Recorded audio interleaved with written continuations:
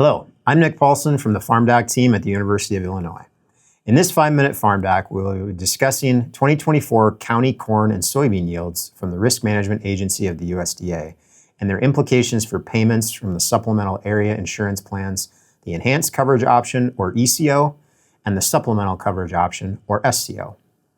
The Risk Management Agency released 2024 county yield information for corn and soybeans in mid-June of 2025. These yields are used with expected county yields and insurance prices to determine payments from area plans of insurance, including ECO and SCO. Corn and soybean yields for Illinois counties in 2024 followed the typical pattern of higher yields in central and northern Illinois and lower yields in southern Illinois. For corn, county yields were generally at or above RMA's expected yield measures, with exceptions in some counties in southern Illinois and in Marshall County in north central Illinois.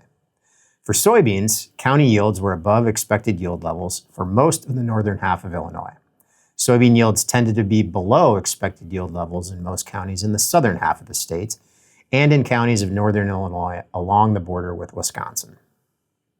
Final harvest insurance prices for corn and soybeans in 2024 were below springtime projected prices. For corn, the harvest price was $4.16, or 10.7% below the projected price of $4.66. For soybeans, the harvest price was $10.03 a bushel, or 13.2% below the projected price of $11.55. These insurance price declines for corn and soybeans in 2024 result in the potential for payments from higher coverage level revenue insurance plans such as ECO and SCO. For corn in Illinois, we estimate that 43 of Illinois' 102 counties will trigger payments on 95% ECO coverage. 10 counties will trigger payments on 90% ECO, and 2 counties will trigger payments on SCO coverage. Because of the large price decline and poorer relative yield performance for soybeans, ECO and SCO payments on covered soybean acres will be even more prevalent. For soybeans in Illinois, 91 counties will trigger payments on 95% ECO coverage, 47 counties will trigger a payment on 90% ECO coverage, and 31 counties will have revenue losses sufficient to trigger an SCO payment. Estimates of payments for all Illinois counties for corn and soybeans are available in the tables provided in the FarmDoc Daily article published on Tuesday, June 17, 2025. Shifting to the national level, ECO and SCO payments will be triggered for non-irrigated corn and soybeans in the majority of counties across the U.S. We have mapped estimated payment indicators for both corn and soybeans. Counties in gray will not trigger ECO or SCO payments. Counties in green will trigger 95% ECO payments. Counties in yellow will trigger 90% and 95% ECO payments. And finally, counties in red will trigger maximum ECO payments for either coverage level and payments from SCO. For corn, we estimate that 70% of counties will trigger payments on revenue-based 95% ECO coverage, while 56% of counties will trigger payments on 90% ECO coverage. 48% of counties will trigger SCO payments.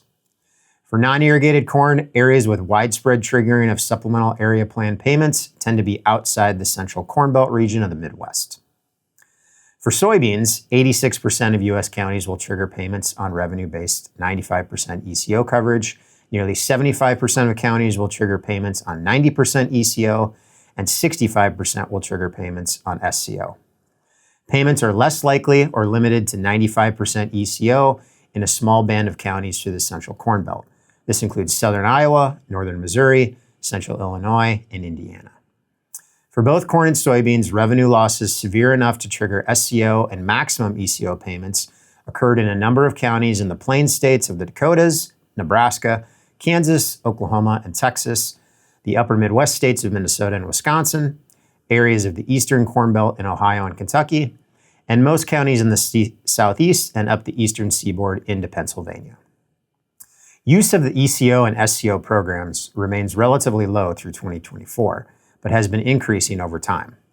Payments to producers who purchase coverage in 2024 will help to partially mitigate the poor returns to corn and soybean production. The prevalent payments from ECO and SCO in 2024, along with increased subsidy rates for ECO beginning in 2025 and proposed increases to SCO subsidy rates and coverage levels in the current House and Senate proposals for the Farm Bill will encourage even more use moving forward. Thanks for tuning in to this 5-Minute Farm Doc. Please consider subscribing to make sure you receive updates on future videos from the Farm Doc team.